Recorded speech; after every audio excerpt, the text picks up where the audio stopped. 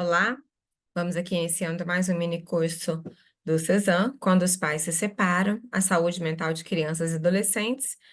Este é o módulo 1, a separação conjugal e a comunicação familiar. Eu sou a professora Fernanda Ribeiro Alves Manzan, mestra, psicóloga, mestra em psicologia e família. Deixa eu passar aqui o slide. Hoje nós conversaremos sobre a separação conjugal e o inconsciente da criança e do adolescente. Eu preciso dizer a você de que lugar eu falo. Eu sou psicóloga, trabalho com a psicanálise, então, psicanalista fala muito em inconsciente, né? Tudo aquilo que não está aí tão claro para as crianças, para os adolescentes, adultos, enfim, pessoas em geral. Para começar a falar a respeito dessa situação, né, da separação conjugal, eu vejo a importância de iniciar aqui pela triangulação pai, mãe, bebê. Como que acontece esse amor, né? Como que ele começa esse amor, essa vinculação aqui entre a criança, o pai e a mãe. A díade, mãe e bebê, abarca a realidade da época em que o bebê lactente, o bebê que ainda mama, não pode ser separado da mãe sem o risco de uma ruptura existencial. Como assim? Sem o risco de uma ruptura existencial. Ou seja, trata-se de estado fusional do organismo da criança com o organismo da mãe. Um estado cuja essa ruptura, esse distanciamento, essa separação, ou mesmo apenas uma suspensão mais duradoura, provoca efeitos que podem não ser tão impressionantes a curto prazo, mas que a longo prazo eles são bem visíveis. Quando se separa uma mãe de um bebezinho ainda lactente ali, mamando, muito pequenininho, os efeitos disso a longo prazo, eles se tornam muito visíveis. Essa díade, mãe e bebê, esse apego muito grande, esse estado fusional, ele se mantém até seus 6, 7 meses de idade do bebezinho. Mas, de algum modo, mas de modo algum, essa dia de mãe e bebê, ela exclui a triangulação pai, mãe e bebê. Ou seja, não é porque a mamãe e o bebê estão ali naquele estado fusional que o pai não é muito importante. Desde a vida fetal, o filho, ele percebe melhor a voz do pai falando com a mãe do que a voz da mãe desde dentro da barriga. E a mãe é para ele ainda mais viva quando o pai conversa com ela desde a época pré-natal, desde a barriga, desde a vida intrauterina. A voz do homem é sempre melhor ouvida durante a vida fetal. Logo, o pai tem sempre um lugar marcado para o filho. Por vezes, por essa díade, né, mãe, bebê, esse estado funcional aí ocorrer, né, por vezes nós vemos aí, principalmente em situações de separação, como se o pai, ele fosse alguém que pudesse ser excluído, e na verdade ele não é. Desde a vida fetal, ele tem o seu lugar na vida desse filho. Mas é preciso que a mãe, ao nascer essa criança, que ela enfatize o lugar desse pai posteriormente, né? A importância que tem para ela a voz do pai, a importância que tem para esta criança a voz desse pai. Dizer a essa criança: olha o papai chegando, ele que falava com você na minha barriga. Nossa, mas conversar com a criança, bebezinha, ela ainda não entende. Ela entende a voz, a tonalidade dessa mãe, o carinho, ela percebe sim, tudo isso. Ela não vai entender no formato que o adulto gostaria de dizer, mas é muito importante dizer sim para essa criança. Enfatizar a chegada desse pai e enfatizar o lugar que já está marcado para esse filho e desse pai. O pai, ele só assume importância na vida da criança pequena pelo fato de a mãe lhe falar dele, pela maneira como essas falam sobre ele. Já a menina, né, isso o pai da criança pequena é do menino.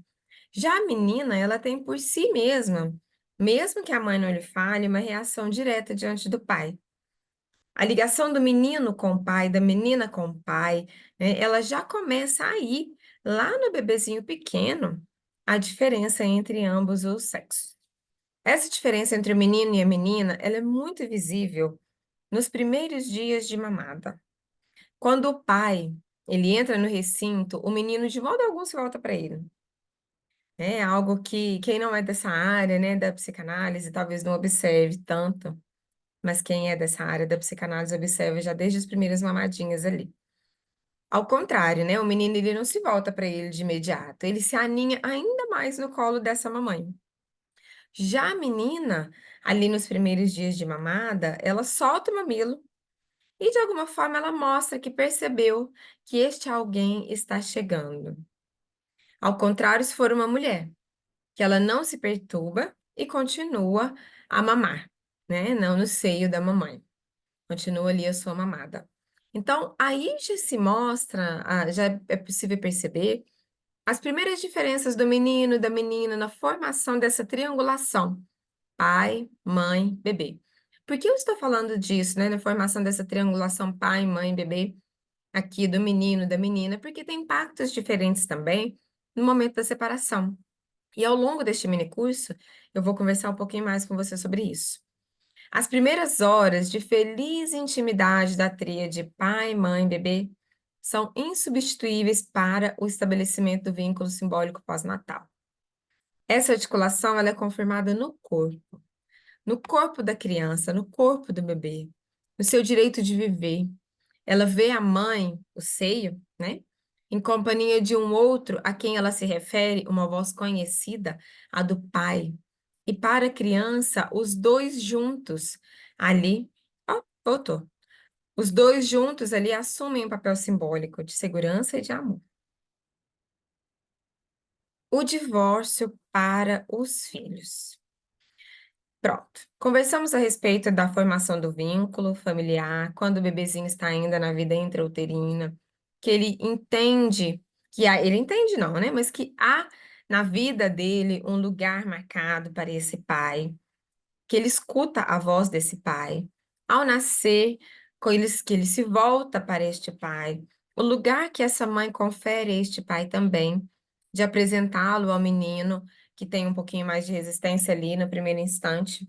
Já a menina já se volta para o pai com mais facilidade.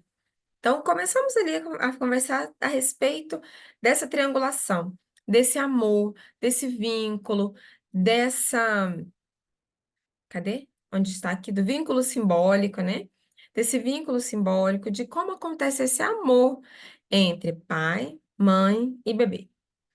Pronto, criou-se essa triangulação, essas mães, esses pais, esses filhos estão ali vinculados e acontece uma situação de divórcio. Como é o divórcio para os filhos? Primeiramente, nós temos que entender que o divórcio, ele legaliza o estado de desentendimento. E ele leva a uma libertação da atmosfera de uma discórdia e a uma outra situação para os filhos que ainda é desconhecida. O divórcio, ele é um mistério para as crianças. Ele é um mistério para os filhos. Até que esse casal, essa família, consiga dizer sobre o divórcio, o que ele viverá é tudo muito novo. Ele não tem entendimento a respeito disso ainda. O divórcio, ele diz para todos da família, para todo o resto da família, estamos em desentendimento.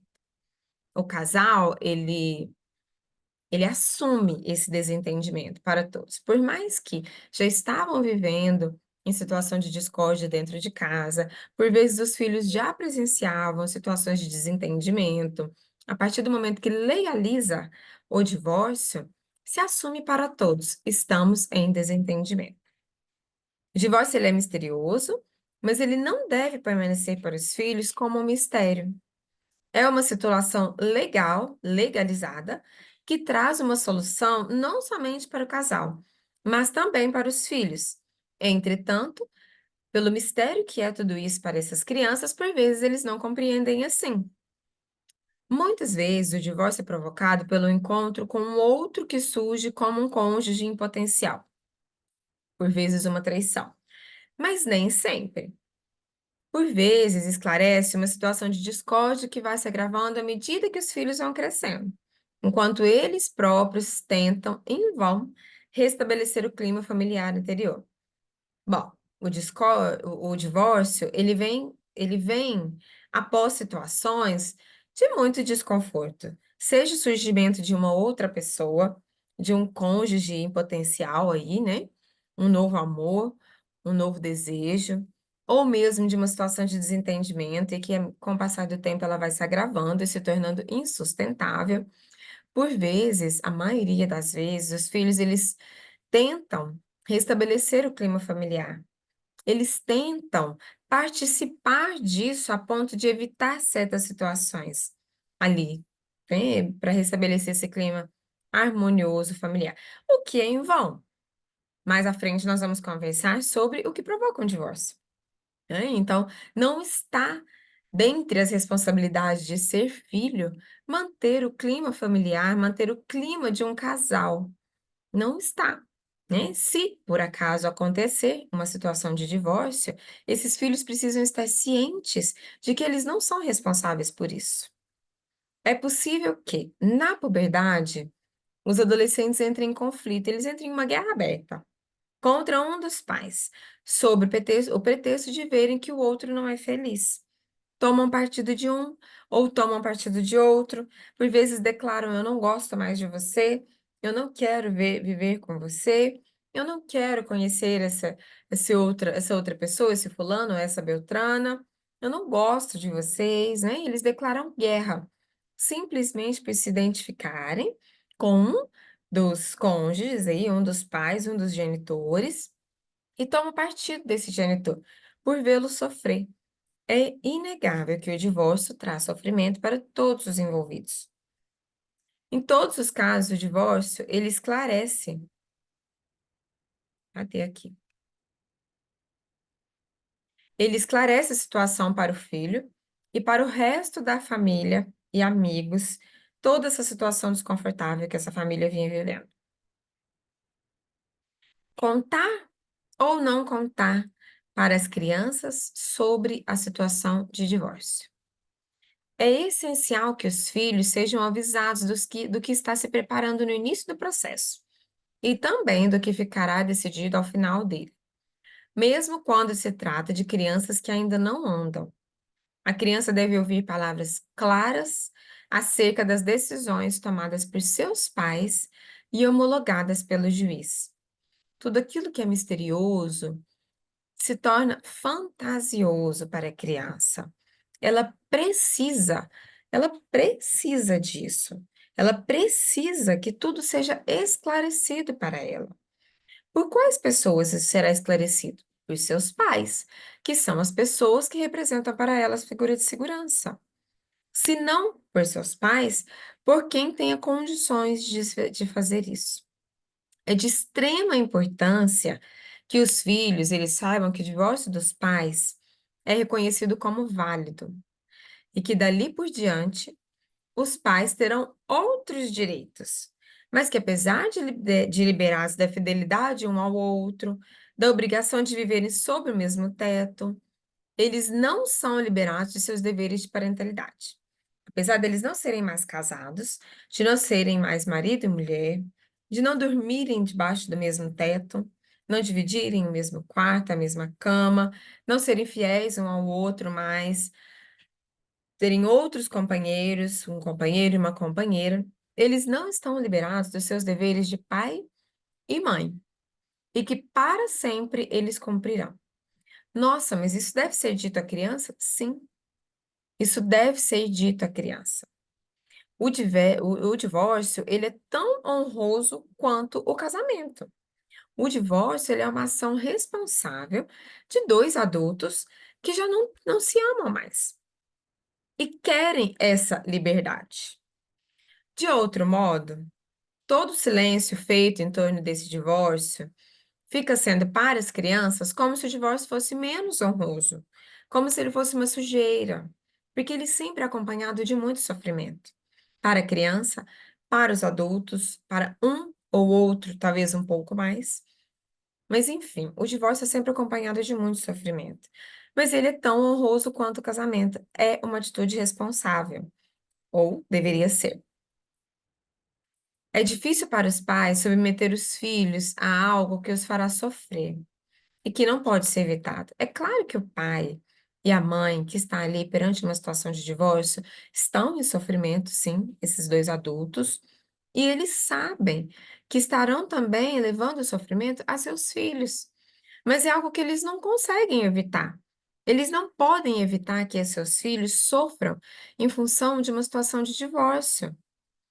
É preciso humanizar o divórcio. Como fazer isso, humanizar o divórcio? Dizê-lo em palavras, não guardá-las para si sob uma forma de angústia dizível. Está dolorido para o pai, para a mãe, que é adulto, que está tendo ali uma atitude amadurecida perante uma situação de sofrimento. Se está difícil para esse adulto, imagina para a criança que está ali, frente a seus dois genitores, vendo-o sofrer, não desejando essa dissolução da família e ainda não consegue entendê-lo. Não tem tudo isso dito em palavras, de forma clara. Olha quanto o quão mais sofrido pode ser. A criança, ela necessita desse diálogo. É importante que os pais, eles assumam realmente a responsabilidade da sua separação e que se possa fazer um trabalho de preparação com essa criança. Seria interessante que os cônjuges, eles tivessem a oportunidade de dizerem sobre as razões pelas quais não veem outra solução, senão essa separação, falar na frente de um terceiro, né, falar para outra pessoa, seja para um terapeuta, seja para alguém do judiciário, seja para um advogado, mas falar na frente de um terceiro. Por que isso?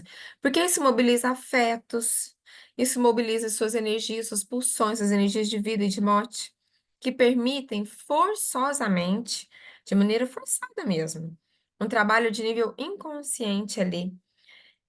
Os pais precisam conversar sobre essas desavenças. E conversar sobre isso frente a um terceiro ajuda-os a reconhecer a sua relação como insatisfatória, a confessar o seu próprio fracasso e, principalmente, a amadurecer a decisão. Então, quando se fala na frente de um terceiro, seja um psicólogo, seja alguém envolvendo o judiciário, processo de separação, o que não é o mais indicado é que isso aconteça antes, esse tipo de conversa.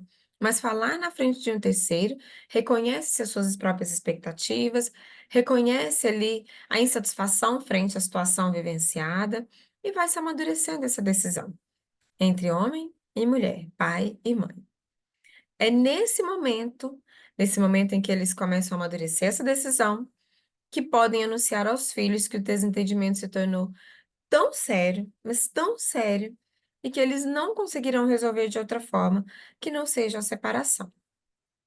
Neste momento, nossa, mas então o casal, ele prepara esses filhos, ele vai dizendo da separação durante o processo de separação, antes mesmo de se separarem? Sim. Aquela ação que passa aquela decisão que passa diretamente à ação, ela é muito traumática para uma pessoa. As nossas ações dos seres humanos, elas são sempre precedidas de projetos. Elas não são ações impulsivas, ou não deveriam ser. Ações de adultos não deveriam ser ações impulsivas. Sempre são precedidas de projetos. Então, ir direto ao ato, ir direto para a ação, é muito traumático para essa criança, por mais que ela veja brigas, veja desentendimentos, participe de tudo isso, ainda assim, conversar sobre a separação, sobre o que muda, a responsabilidade de parentalidade, pai e mãe, que se permanece, o que se muda em termos de direitos e de deveres ali, enquanto pai, mãe, casal, o que que está mudando, isso é essencial que aconteça. Esse diálogo, esse que eu acabei de dizer para vocês, frente à criança, né, com essa criança, falar sobre parentalidade, sobre direitos, sobre deveres, ele pode até ocorrer no momento do processo, mas o ideal é que isso seja feito antes, pois nessa ocasião do processo, o casal ou um dos cônjuges estará muito empenhado no processo. Como assim, muito empenhado no processo? Produzem-se alguns deslocamentos muito sintomáticos, sabe, que varia de um casal para outro. Por exemplo, reivindicar objetos, bens, imóveis, querer conservar o sobrenome do marido, da esposa, desejar obter autoridade parental, Por mais que a guarda seja compartilhada, né, mas assim, na residência da mãe, né, fica com a mãe, não chegaram a um acordo sobre o montante da pensão alimentícia, enfim, entre outras situações ali muito sintomáticas. São possíveis cavalos de batalha. Nesse momento, do processo, eles podem estar muito imbuídos em conflitos, e isso dificulta esse cuidado com as palavras, esse manejo do dizer sobre a responsabilidade da separação, enfim. É interessante que esse diálogo com as crianças aconteça antes do momento do processo. A criança, ela deve ser deve ser dito, né, isso pelos pais a respeito do divórcio, e esses devem assumir as suas próprias dificuldades, né? Eles devem dizer isso aos seus filhos: "Olha, está difícil para você, está difícil para nós também". Mas é muito importante que a gente tenha nesse momento a compreensão do nosso papel de pai, mãe, de filho, e que nós não deixaremos de ser pai e mãe seus. Em geral, os pais que discutem na frente dos filhos e têm um grande desentendimento, eles não querem confessar isso diante deles, sabe? E aí eles falam assim: vai embora, vai para o seu quarto, não é da sua conta o que está acontecendo entre nós. Entretanto, isso é da conta deles em primeiro lugar. Se o pai ou a mãe estão casados ou separados, isso muda muito a vida deles. Então, sim, é da conta deles, sim, uma situação de divórcio. É claro que não se deve participar a criança de um momento de conflito, deve sim se poupar a criança de momentos de agressividade, seja de qual ordem for, se verbal, se um conflito, mas que não há ali ofensas, mas é da conta deles sim. Eles precisam saber que as coisas não estão tão bem e que esses pais estão se organizando para uma separação, sim. É uma perfeita bobagem não informar as crianças a respeito de um processo de separação, a respeito de que esses pais não se entendem mais e que eles estão se organizando para a separação. Por que que é uma bobagem não conversar com as crianças? Porque as crianças, elas são totalmente capazes de assumir a realidade que elas vivem. Elas já vivem esse conflito. Elas já estão percebendo que as coisas não vão bem. Isso prova o que ela e que a assumem conscientemente. Se você diz à criança: "Olha, nós não estamos bem, papai e mamãe não estão bem, nós não estamos conseguindo nos entendermos mais, e nós vamos sim estamos nos organizando para nos separarmos". Isso é o melhor, porque a criança ela não pode entender que isso é uma culpa dela. Ela não pode ficar fantasiando, ela não é o melhor, ela vai fazer isso, caso não seja dito. Né, caso não se torne consciente aquilo que está no campo da fantasia. É preciso colocar em palavras para que essa realidade se torne consciente para elas e seja humanizável. Caso contrário, em vez de humanizar a realidade, elas idealizam fugindo para fantasias. E certamente os efeitos de tudo isso será muito pior. Muito importante que os pais digam aos seus filhos, no momento que anunciam a intenção de separação, que não lamentam o nascimento dos filhos. Como eles estão ali anulando a palavra empenhada, né, sobre o casamento, eles estão anulando certos acordos entre si quanto ao compromisso de marido e mulher, mas eles não estão anulando o compromisso de pai e de mãe. E isso precisa ser dito para a criança. É preciso verbalizar. Eu não lamento ter me casado, mesmo que eu esteja sofrendo muito nesse processo de divórcio. Já que você nasceu e que tanto eu como o papai, e o papai dizendo, tanto eu como a mamãe, estamos tão felizes com a sua presença, que estamos brigando ainda mais para ter você, ainda mais tempo conosco. né, porque por vezes o filho ou filha, eles se veem como motivo de briga desse casal, de disputa, né? Então isso precisa ser dito para essa criança, que esses pais, eles não lamentam ter esse casal.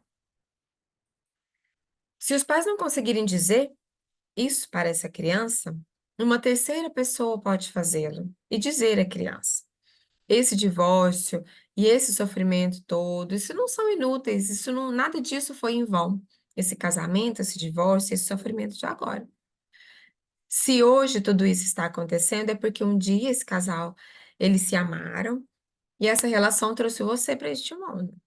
Você nasceu e é o sucesso desse pai, dessa mãe e desse casal.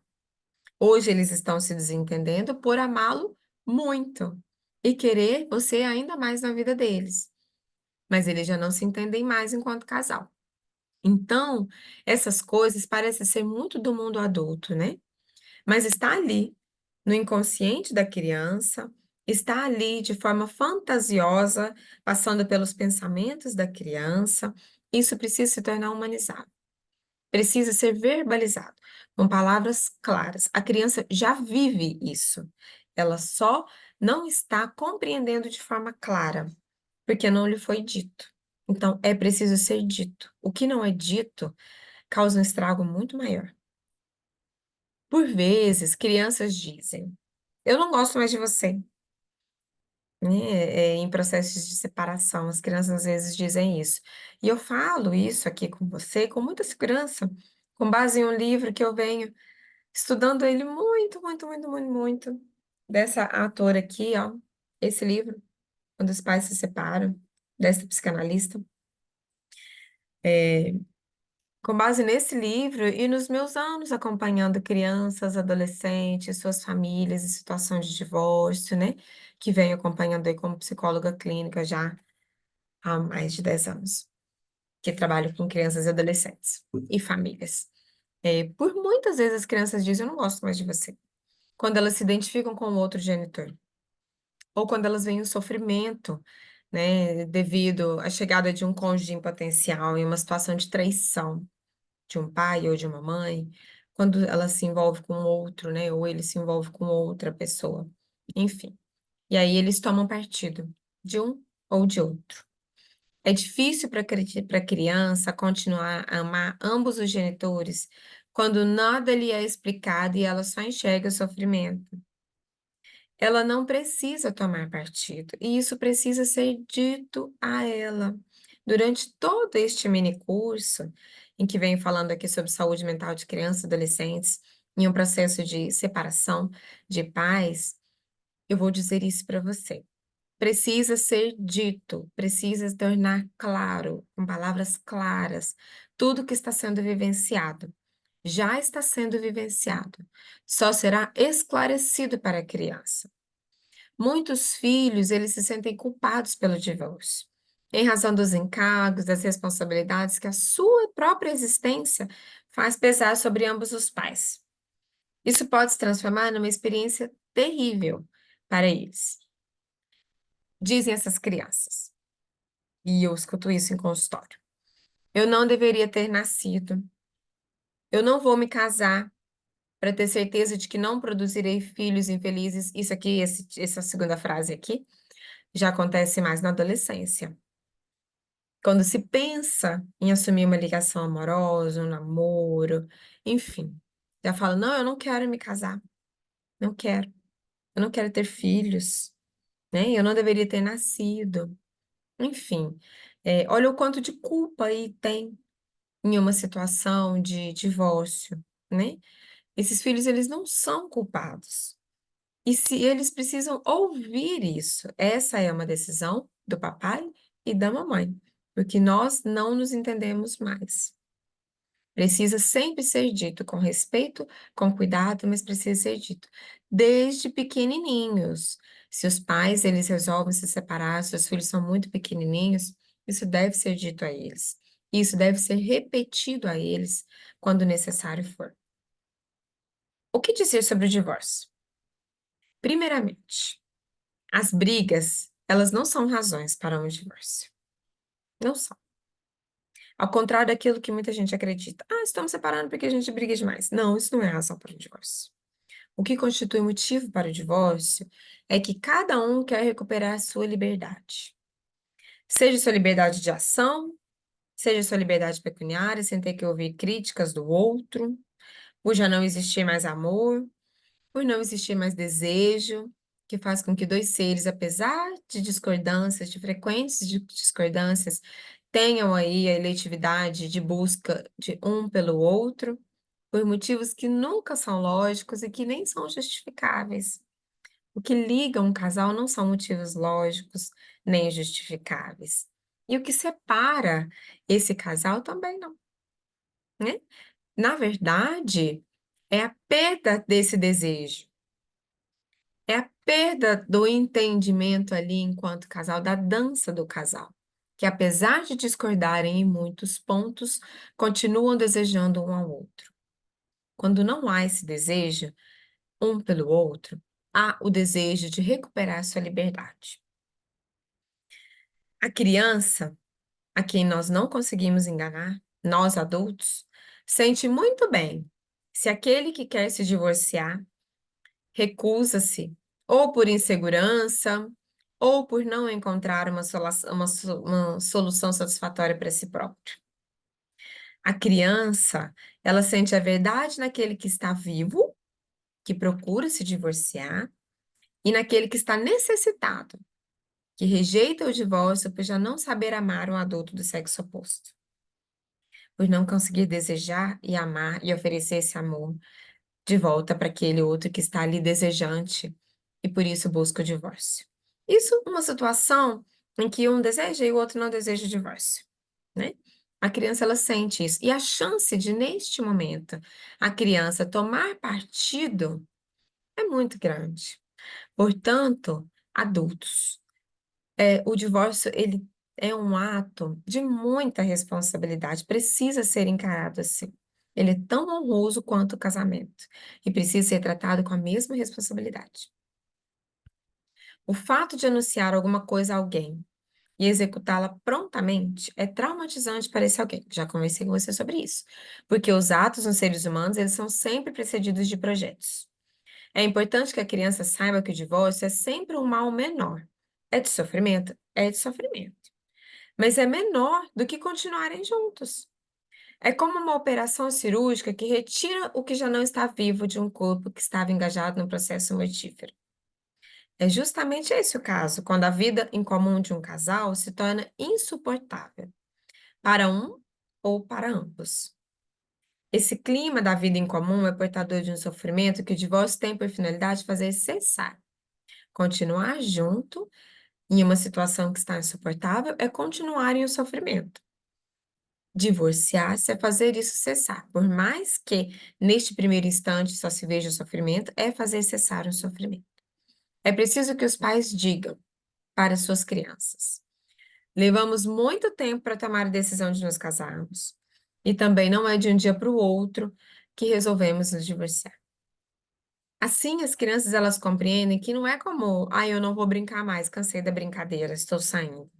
Eles vão compreendendo que é uma decisão amadurecida, segura, que as responsabilidades deste pai e desta mãe continuam para com ele, ela, criança, menino, filho ou filha. Entende? Que os laços de pai e mãe, esses não se desfazem. Se desfazem os de marido e mulher, mas de pai e mãe não. Bom, essa foi a primeira aula de um curso de 4 aulas, um mini curso, né? De 4 aulas, em que nós conversaremos sobre essa temática quando os pais nos separam. Essa aqui é a referência utilizada aí neste curso, este mini curso, quando os pais nos separam, quando os pais se separam, a saúde mental de crianças e de adolescentes. Este mini curso, ele está dentro da temática saúde mental da família, que é trabalhada aqui pelo CESAM, que está aí na nossa jornada também. Te convido a conhecer a nossa jornada e os outros mini cursos que também estão dentro dessa temática e outras temáticas mais que temos aqui na saúde mental. Bom, até breve, volto na segunda aula. Tchau, tchau.